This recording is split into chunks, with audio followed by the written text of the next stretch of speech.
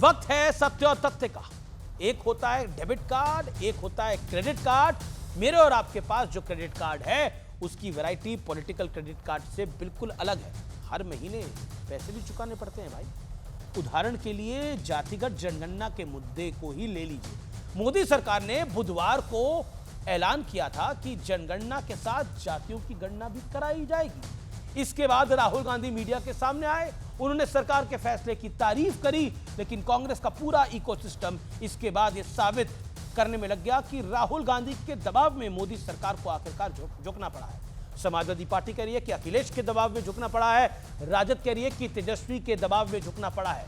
यानी दबाव सबका है, काम मोदी ने कर दिया। कांग्रेस के एक्स हैंडल से पोस्ट किया गया, सरकार तुम्हारी सिस्टम हमारा।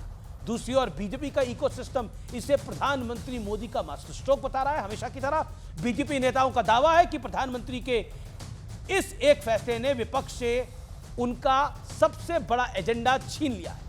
हालांकि दोनों पक्षों को कुछ गंभीर सवालों के प्रश्नों के जवाब जरूर देने हैं। कांग्रेस को बताना चाहिए कि 1951 में नेहरू जी ने पहली जनगणना के साथ जातियों की जनगणना क्यों नहीं कराई थी। कांग्रेस को इस बात का भी जवाब देना चाहिए कि 2011 में जिन जातियों के आंकड़े उनके पास आए उन्हें सार्वजनिक क्यों नहीं किया गया था। कांग्रेस देश को यह भी समझाए कि पंडित नेहरू ने जातिगत जनगणना को अंग्रेजों की फूट डालने वाली साजिश क्यों कहा था और उनका इकोसिस्टम भी बताए, और जाति आधारित आरक्षण की खुलकर खिलाफत क्यों की थी। 1980 में इंदिरा गांधी का नारा था, ना जात पर ना पात पर, वोट पड़ेगी हाथ पर। इकोसिस्टम इसका जवाब दे। इंदिरा जी सही थी, नेहरू जी सही थे, या फिर राहुल जी सही हैं। राजीव गांधी तो सुन लीजिए क्या बोला। स्वर्गीय राजीव गांधी ने तो संसद में खड़े होकर मंडल कमीशन की रिपोर्ट का विरोध किया था। कांग्रेस को इन सारे तथ्यों पर अपना रुख साफ करना चाहिए। साथ ही बीजेपी को भी जरूर बताना चाहिए कि जातिगत जनगणना को शुरुआती ना नुकुर के बाद अब कराने का फैसला किस कारण लिया गया। बीजेपी के तमाम बड़े नेताओं के बयान आजकल इस समय वायरल हो रहे हैं, जिनमें वो खुलकर जातिगत जनगणना को बंटवारे वाली सोच बता रहे हैं। फिर अब क्या हुआ? क्या दोनों पक्षों के लिए यह फैसला प्योरली पॉलिटिकल है?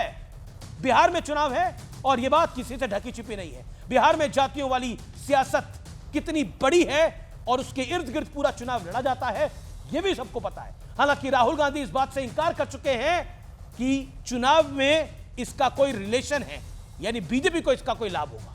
Do you think that this decision has been taken in light of the upcoming Bihar polls? No, I don't think so.